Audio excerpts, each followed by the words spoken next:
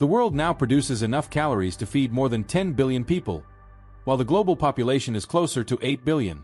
In the United States, food has become nearly 60% cheaper relative to income since the 1970s. Supermarkets run 24/7. Fast food costs less than fresh vegetables. A full meal packed with calories can cost just a few dollars. Yet at the same time, over 40% of adults are obese, and diabetes and heart disease have become routine. Calories have never been cheaper. Healthcare has never been more expensive. This isn't a personal failure. The system isn't broken. It's working exactly as designed. A weekday evening, repeated millions of times across the world. In the United States, a family eats a frozen dinner that costs under $10. The meal delivers more than 1,200 calories. It takes less than 5 minutes to prepare. By comparison, a basic fresh-cooked meal costs nearly double and requires close to an hour. The choice feels practical, not careless. Later that night, prescription bottles sit on the counter. 1 in 3 American adults now lives with prediabetes. Nearly half are overweight or obese. The parents are in their early 40s. Their first diagnosis came before 40. This is no longer unusual. It is the statistical middle. In Mexico City, dinner comes from a convenience store. Packaged bread and a sugary drink cost less than bottled water. Mexico's per capita soda consumption exceeds 160 liters per year, among the highest in the world. Type 2 diabetes has become one of the country's leading causes of death. These numbers did not rise during food shortages. They rose as calories became cheaper. In South Korea, a single worker eats alone after a 12-hour shift. A microwave meal from a convenience store delivers most of the day's calories. Since the 1990s, obesity rates have doubled. The average time spent cooking per day has fallen below 30 minutes. Food adjusted to work schedules. Bodies adjusted later. In China, the change was faster. In the 1980s, diabetes affected less than 1% of adults.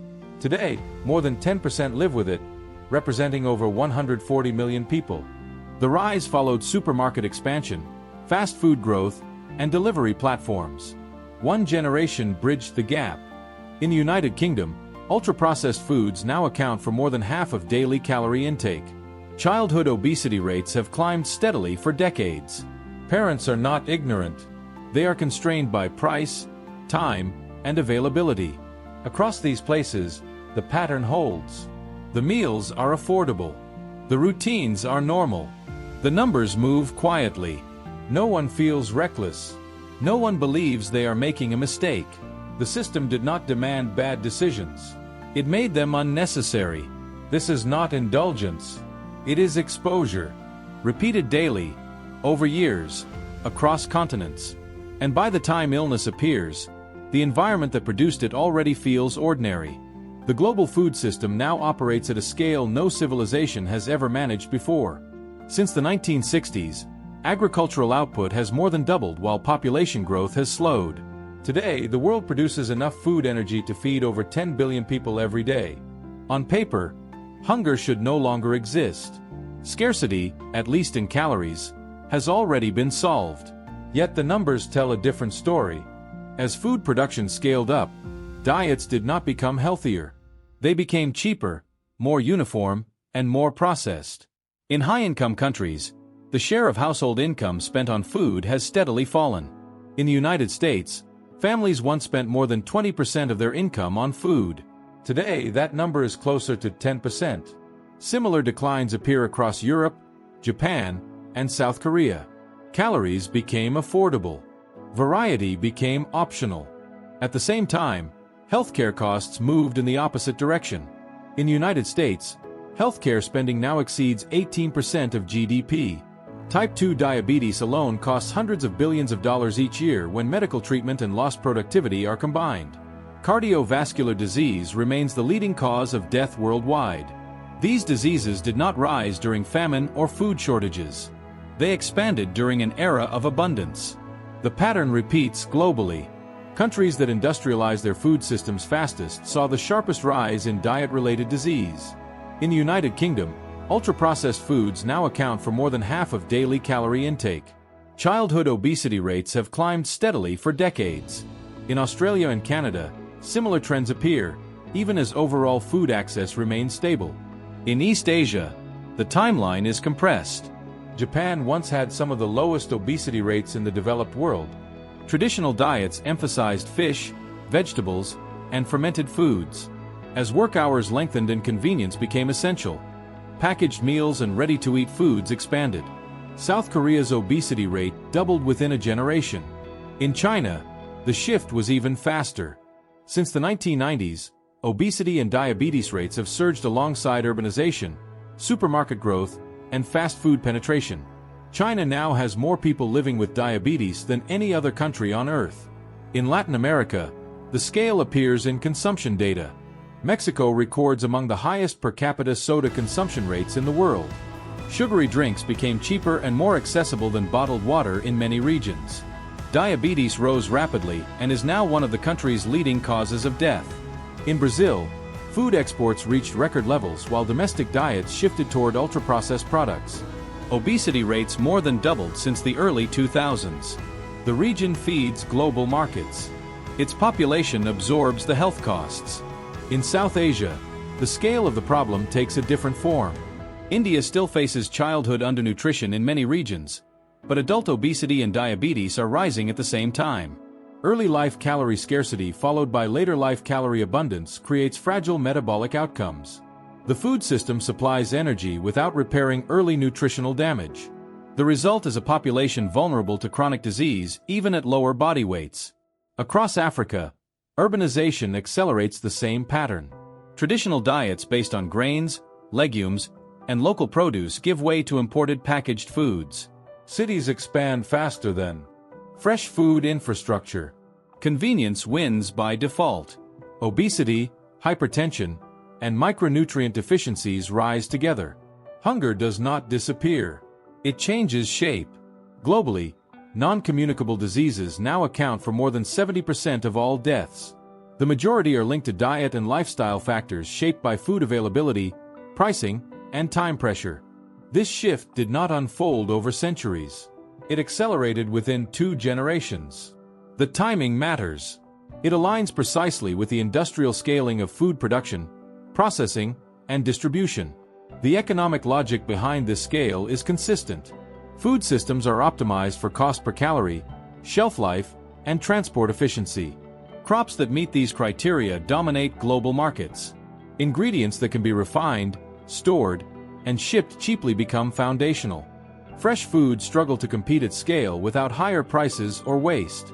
The market responds accordingly. Subsidies reinforce the imbalance. In many countries, government support flows toward commodity crops rather than diversified nutrition. These policies stabilize supply and keep prices low, but they also flood markets with ingredients designed for processing rather than direct consumption. The result is an environment saturated with cheap calories and limited by time. What appears as individual choice is often structural exposure. When the cheapest, fastest calories dominate shelves, consumption patterns stabilize around them. Education alone cannot override pricing, access, and work schedules. Behavior follows environment more reliably than information. This is the scale of the problem. Not isolated products. Not a handful of corporations. But a global system that succeeded in making calories abundant and affordable, while shifting the long-term costs elsewhere. The system reduced hunger. It also normalized chronic disease. From a distance, the numbers look contradictory. From inside the system, they are aligned. Food gets cheaper. Health gets more expensive. And the gap between those two curves continues to widen, quietly, across every region connected to the modern food economy. The paradox at the center of the global food system is simple. The cheaper calories become, the more expensive health gets. This isn't an accident. It's a direct outcome of how food is produced, priced, and moved across borders. Calories are cheapest when they come from crops that grow fast, yield high, and survive long supply chains. Corn, wheat, rice, sugar, and industrial oils dominate because they fit this equation perfectly. They can be grown at scale, harvested mechanically, stored for months, and shipped across continents without spoiling. Protein and fresh vegetables cannot compete on those terms. In the United States, corn is subsidized heavily, not because people need more corn on their plates, but but because it feeds livestock, fuels ethanol, and becomes the base ingredient for syrups, starches, and oils. A single acre of corn can generate thousands of calories at a fraction of the cost of fruits or vegetables. The market rewards that efficiency. The human body absorbs the side effects. In Brazil, soy production expanded rapidly to meet global demand for animal feed and processed food inputs. Forests were cleared to grow crops that don't feed local populations directly, but travel through international supply chains. The result is cheap meat and ultra-processed foods abroad, while domestic diets shift toward higher calorie, lower nutrient patterns. Obesity rates in Brazil have more than doubled since the early 2000s, even as food exports surged. In Mexico, the transition is visible at street level. Traditional diets based on beans, corn tortillas, and vegetables were once dominant. As trade liberalization increased and multinational food companies expanded distribution, sugary drinks and packaged snacks became cheaper and more accessible than clean water in some regions. Mexico now has one of the highest per capita soda consumption rates in the world, alongside soaring diabetes prevalence. The calories are affordable. The consequences are not. In the United Kingdom, ultra-processed foods account for more than half of daily calorie intake. These products are engineered to be consistent, hyper-palatable, and shelf-stable. They travel well. They sell fast. They reduce waste for retailers. Nutritional density is not part of the pricing equation. Health outcomes are externalized. Across East Asia, the same pattern follows urbanization. In South Korea and Japan, traditional diets once centered on fresh vegetables, fermented foods, and fish. As work hours lengthened and convenience became essential, packaged meals and fast food gained ground. In China, supermarket expansion and Western-style food chains coincided with a sharp rise in obesity and type 2 diabetes within a single generation. The shift happened too fast to be cultural. It was structural. In low- and middle-income countries, the paradox becomes even sharper. Undernutrition and obesity now coexist. In parts of India, children experience stunting early in life while adults develop metabolic disease later. Cheap calories fill stomachs without building resilient bodies. The food system delivers energy, not nourishment. This is where economics overrides biology. The global food system optimizes for three variables: cost per calorie, shelf life, and transport efficiency. Nutrients degrade. Freshness expires. Calories persist. Over time, the cheapest inputs dominate production, processing, and marketing. Governments reinforce this pattern through subsidies and trade policies. Commodity crops receive support because they stabilize markets and ensure supply. Diversified agriculture is riskier and more expensive. The result is a flood of inexpensive ingredients that can be recombined into thousands of products, all delivering energy at minimal cost. From a market perspective, the system works. Food insecurity caused by scarcity declines. Supply becomes predictable. Prices remain stable. From a biological perspective, the system drifts away from human needs. Bodies evolve for variability, fiber, micronutrients, and seasonal change. The modern food environment offers uniformity, refinement, and constant access. No central authority planned this outcome. No single corporation controls it fully. The paradox emerges from alignment. Farmers respond to subsidies. Companies respond to margins. Consumers respond to price and convenience. Each decision makes sense in isolation. Together, they produce a system where eating enough is easy, and staying healthy is statistically harder. This is why education alone fails. Information does not change environments. When the cheapest, fastest calories dominate shelves, behavior stabilizes around them. Not because people lack discipline, but because systems are stronger than intentions. The global food system did what it was built to do.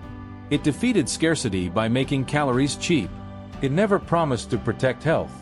That contradiction sits at the core of the modern diet, replicated across continents, cultures, and income levels. The paradox is not that people eat poorly. It's that the system makes that outcome predictable. The modern food system doesn't look like a machine. It looks like choice. Shelves, brands, labels, promotions. But behind that surface sits a structure built to reward speed, volume, and predictability.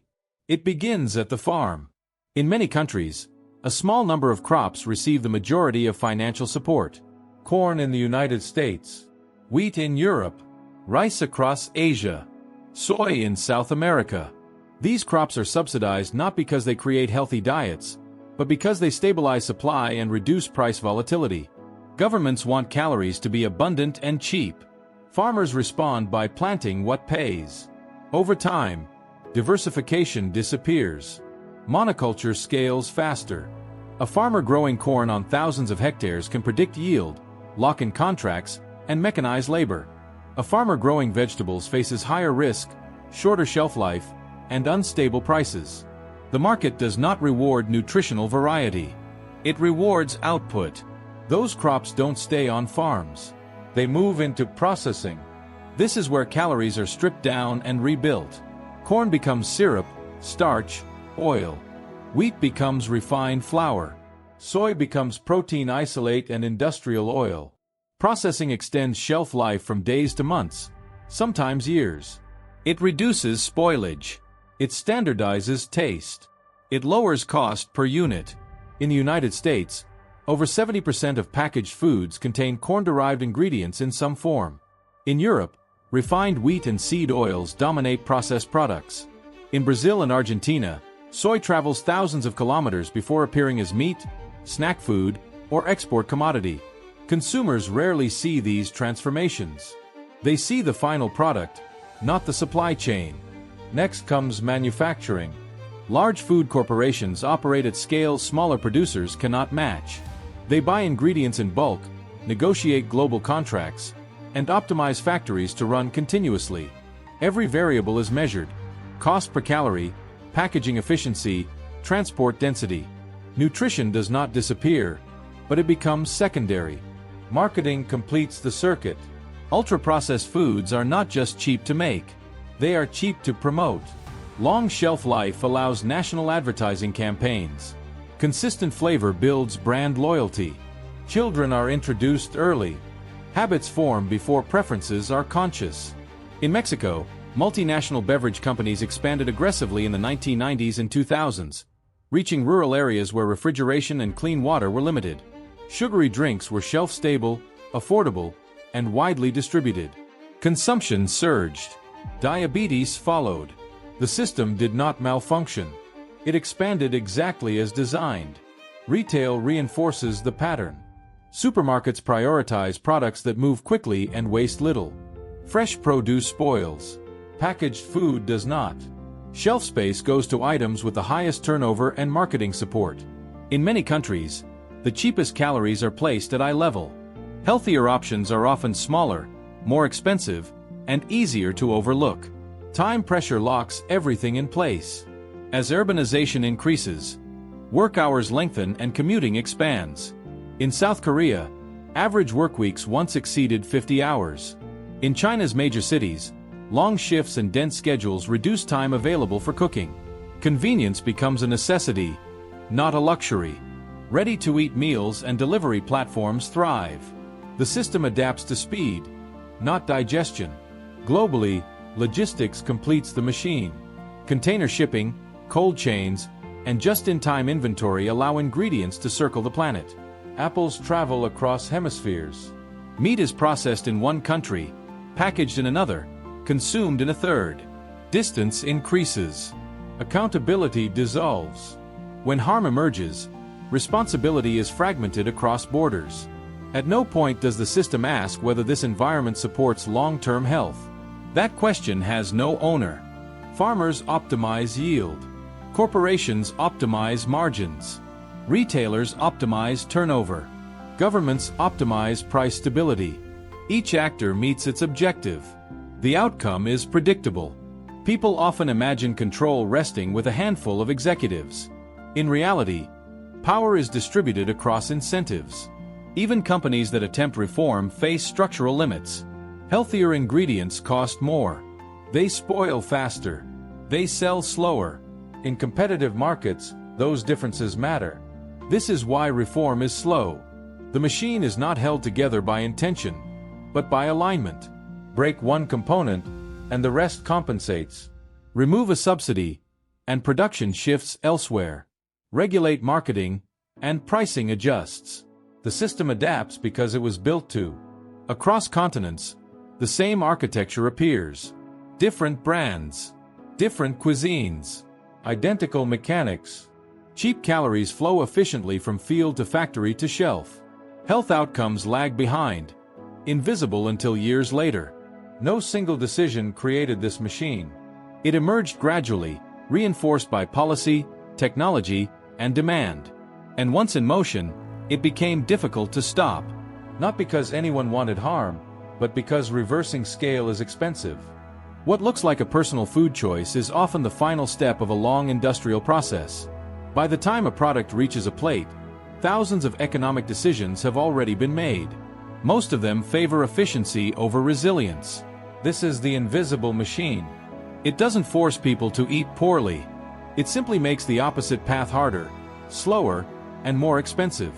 And over time, systems like this don't need enforcement. They normalize themselves. The consequences of this system don't appear everywhere in the same way. They spread along economic lines, healthcare capacity, and time. Different regions absorb the damage differently, but the pattern repeats. In the United States, the impact shows up first in healthcare statistics. Obesity rates climbed steadily from the 1980s onward, then accelerated. Today, more than 4 in 10 adults are obese. Type 2 diabetes affects tens of millions. In many low-income neighborhoods, the cheapest daily calories come from fast food and packaged snacks. Fresh produce exists, but it costs more and expires faster. The result is not hunger, but chronic illness. Hospitals expand. Insurance premiums rise. The food bill looks low. The medical bill does not. In Western Europe, the curve bends but does not disappear. Countries like France and Italy delayed the shift longer through food culture and regulation. Portion sizes remained smaller. Ultra-processed penetration was slower. But over time, the same pressures emerged. As supermarket chains consolidated and convenience foods expanded, diet-related diseases increased. In the United Kingdom, ultra-processed foods now make up more than half of calorie intake. Childhood obesity has become a public policy crisis. The system arrives later, but it arrives. In East Asia, the timeline compresses. Japan and South Korea once had some of the lowest obesity rates in the developed world.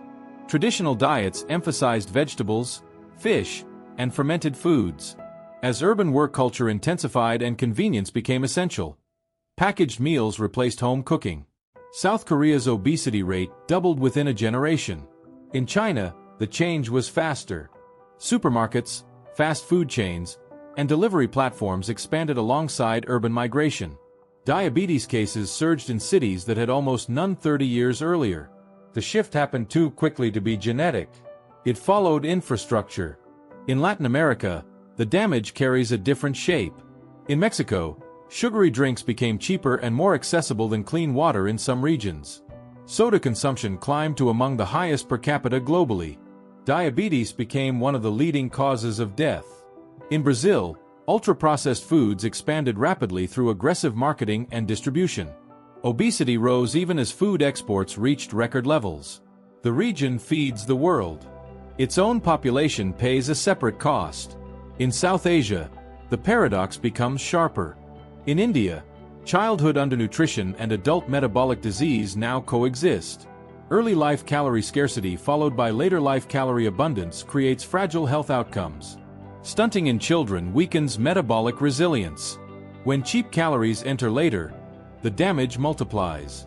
The food system delivers energy without repairing what early deprivation broke.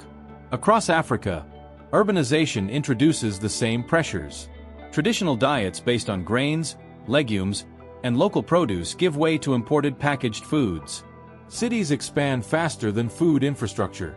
Convenience wins by default. Obesity and hypertension rise alongside persistent micronutrient deficiencies. The system does not replace hunger with health. It replaces hunger with imbalance. The environmental costs mirror the health costs. Monoculture farming degrades soil. Heavy fertilizer use contaminates water. Industrial livestock operations concentrate waste. These effects remain distant from consumers but feed back into the system through climate stress and rising input costs. The food system becomes more fragile even as it grows more efficient. Economically, the burden shifts from producers to governments. Healthcare systems absorb the long-term costs of diet-related disease. Lost productivity reduces growth. In some countries, military readiness and workforce participation are quietly affected by declining population health.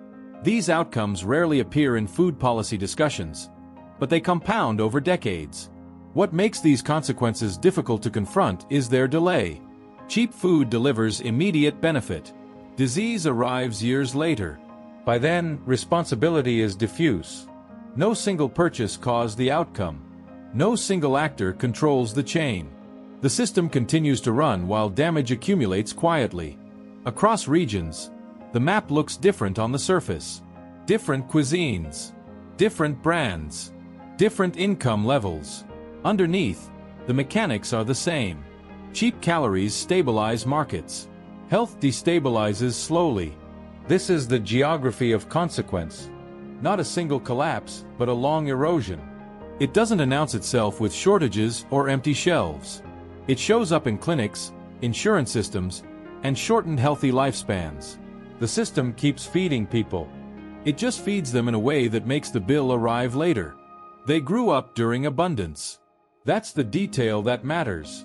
In the early 1990s, a generation was born into a world where food scarcity was no longer the dominant fear. Supermarkets expanded. Convenience stores multiplied. Packaged food became normal. This generation did not experience hunger the way their grandparents did. They experienced choice, or what looked like choice. In northern Mexico, public health records show a clear break in the timeline.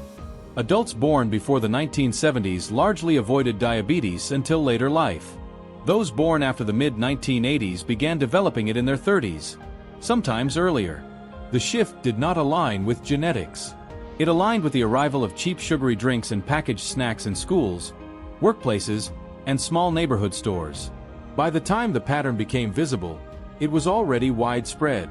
In the United States, the same curve appears across income levels. Children born in the 1990s consumed more calories than previous generations, but fewer nutrients. School lunches relied increasingly on processed ingredients designed for cost efficiency and shelf stability. By adolescence, obesity rates climbed sharply.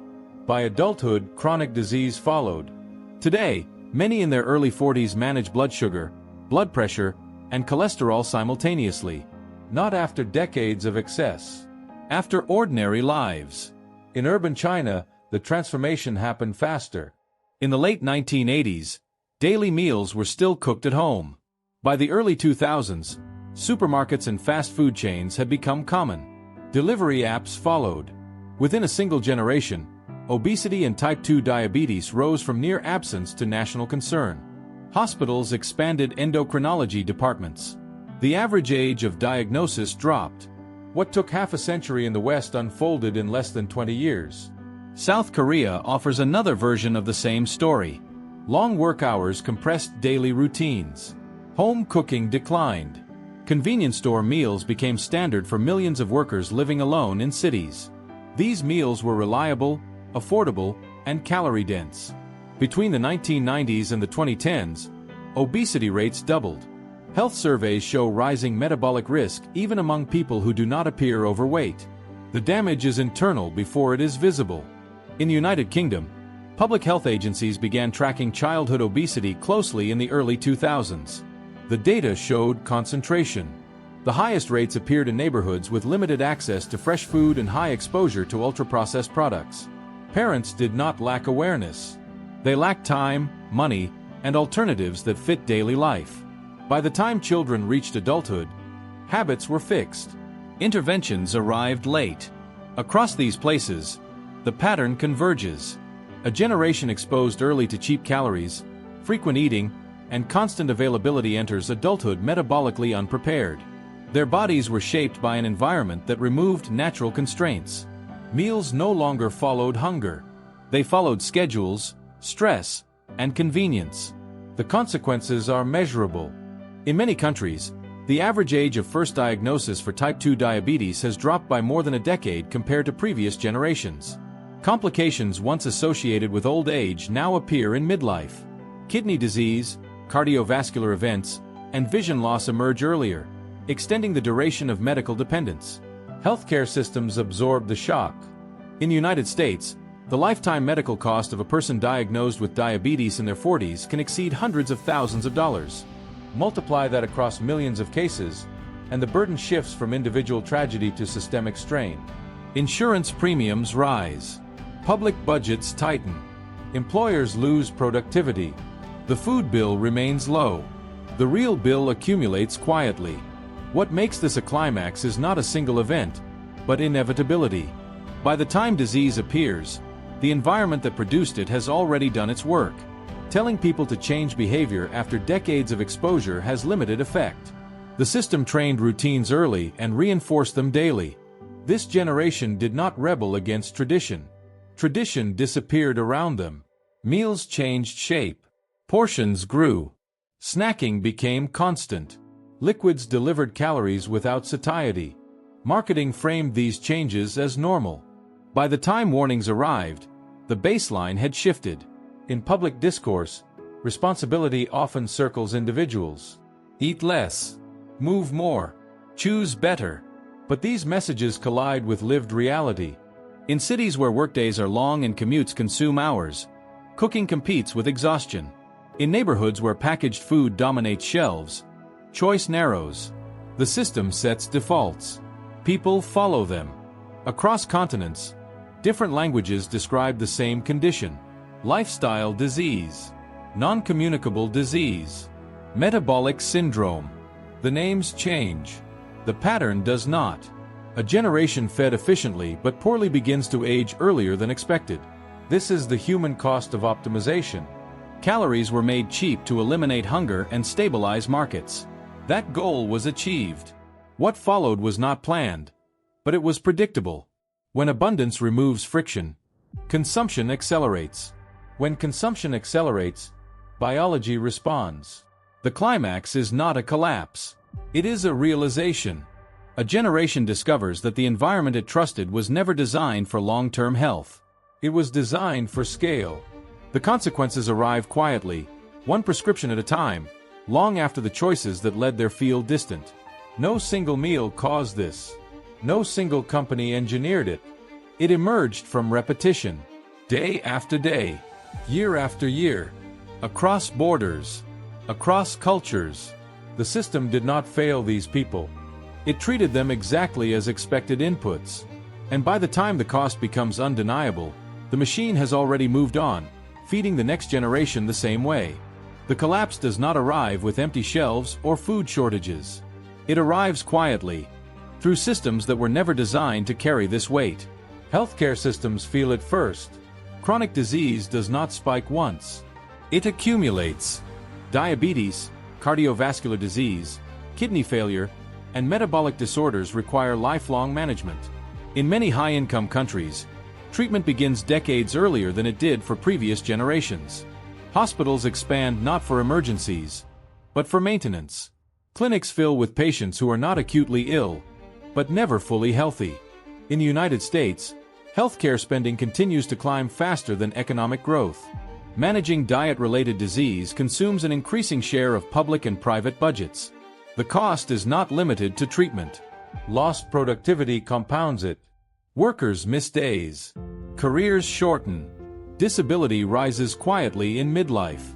The economy absorbs fewer healthy years from each individual.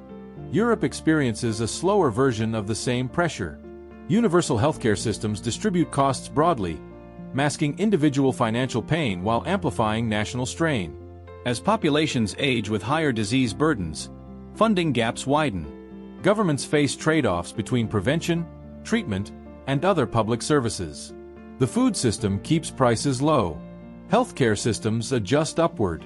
In East Asia, demographic decline intersects with metabolic disease. Countries like Japan and South Korea already face shrinking workforces. Rising chronic illness reduces labor participation further. In China, where economic growth relied on large, healthy urban populations, the surge in diabetes and cardiovascular disease places long-term constraints on productivity. These effects do not show up in quarterly reports. They appear over decades. In low and middle-income countries, the collapse takes a harsher form. Healthcare infrastructure is thinner. Treatment arrives late or not at all. Diet-related disease compounds existing inequalities. People live longer than before, but with fewer healthy years. Families absorb care responsibilities. Informal economies slow. The cost shifts downward, from institutions to households. Life expectancy tells part of the story. In some high-income countries, gains have stalled or reversed, especially among lower-income populations. Not because medicine failed, but because disease patterns changed. Infectious disease receded. Chronic disease took its place. The food environment became a silent risk factor, present daily and difficult to escape. The collapse extends beyond health. Education systems feel it as children struggle with concentration, energy regulation, and long-term health complications. Military readiness declines quietly as fewer young adults meet physical requirements. Insurance systems recalibrate risk pools. Employers adjust expectations. None of these changes dominate headlines. Together, they reshape societies. Environmental feedback loops deepen the damage. Monoculture farming depletes soil. Heavy fertilizer use contaminates water. Industrial livestock concentrates waste. Climate stress increases volatility in food production. As inputs become more expensive, producers double down on efficiency. Processing intensifies. Cheap calories remain the priority. Nutritional resilience remains secondary. What makes this collapse difficult to confront is its invisibility. There is no single moment of failure, no event to point to. The system continues to feed billions every day. Shelves remain stocked. Prices stay relatively stable. From a distance, it looks like success. The costs appear elsewhere. In hospital budgets. In shortened healthy lifespans. In families managing illness for decades. In public finance spreadsheets adjusted year after year. The food system does not record these losses. They fall outside its accounting. Responsibility dissolves as the consequences spread. Farmers grow what pays. Companies sell what moves. Consumers buy what fits their time and budget. Governments prioritize stability. Each decision is rational in isolation. Together, they produce outcomes no single actor intended but all participate in. Attempts at correction encounter friction. Healthier food costs more to produce and distribute. It spoils faster. It generates waste. Structural change threatens margins, subsidies, and political support. Incremental reform struggles against scale. The system adapts around interventions rather than reversing course. The collapse is not a breakdown of supply. It is a breakdown of alignment between what the system delivers and what human bodies require over time. Calories remain abundant. Health becomes scarce. This imbalance persists because it does not trigger immediate crisis. Hunger provokes action. Chronic disease accumulates quietly. By the time consequences are undeniable, generations have already been shaped by the environment. What remains after the collapse is normalization. A society adjusts expectations downward. Illness in midlife becomes common. Medication becomes routine. Prevention becomes individualized. The system reframes adaptation as responsibility. Food continues to be cheap. The real cost settles into institutions and lives, spread thin enough to avoid revolt, heavy enough to limit futures. This is not the end of the food system. It is its long shadow. The shelves stay full. The system keeps running. What erodes is something harder to measure. The number of years people live without managing decline. The shelves are still full. Supermarkets stay open late. Delivery apps keep running. Food remains cheap, predictable, and everywhere. From the outside, nothing looks broken. There are no shortages, no ration cards, no visible collapse. The system did what it was asked to do. It made calories abundant. It stabilized prices. It removed hunger as a daily fear for billions of people. By every short-term economic measure, it succeeded. What it did not measure was time. Health does not fail all at once. It erodes. Quietly. One routine at a time. One meal repeated thousands of times. The cost does not appear on the receipt. It appears years later, in clinics, in medication schedules, in bodies that age faster than expected. This was never a story about bad choices. Most people ate what was available, affordable, and compatible with their lives. They adapted to the environment they were given.